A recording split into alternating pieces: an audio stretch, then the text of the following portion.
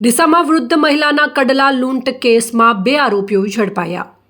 બનાસકાંઠા જિલ્લાના ડીસામાં એક વૃદ્ધ મહિલાને લૂંટી તેમના પગમાંથી કડલા કાઢી લેવાના ચકચારી બનાવમાં ડીસા દક્ષિણ પોલીસે સફળતા મેળવી છે। પોલીસે આ ગુનામાં સંડોવાયેલા 4 આરોપીઓ પૈકી 2 આરોપીઓની ધરપકડ કરી છે અને તેમને ઘટના સ્થળે લઈ જઈ ગુનાનું રિકન્સ્ટ્રક્શન કરાવ્યું હતું। પોલીસ સૂત્રો દ્વારા મળતી માહિતી મુજબ ડીસાના સિંધી કોલોની વિસ્તારમાં રહેતા 80 વર્ષીય વૃદ્ધ મહિલા લક્ષ્મીબેન મહાદેવભાઈ ઠક્કર જ્યારે બપોરના સમયે પોતાના ઘરમાં એકલા હતા તે સમયે આ લૂંટનો બનાવ બન્યો હતો। આરોપીઓએ ઘરમાં પ્રવેશી વૃદ્ધ મહિલાના મોઢા પર કપડું ઢાંકી દીધું હતું અને ત્યારબાદ તેમના પગમાંથી કડલા કાઢી લૂંટ ચલાવીને ફરાર થઈ ગયા હતા।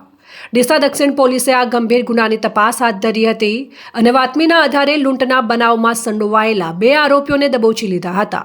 ધરપકડ કરાયેલા આરોપીઓને પોલીસે કડલા લૂંટવાની આખી ઘટના કેવી રીતે અંજામ આપી હતી તે જાણવા માટે તેમને બનાવ સ્થળે લઈ જઈ આ સમગ્ર ઘટનાનું ઝીણવટભરી રીતે રિકન્સ્ટ્રક્શન કરાવ્યું હતું।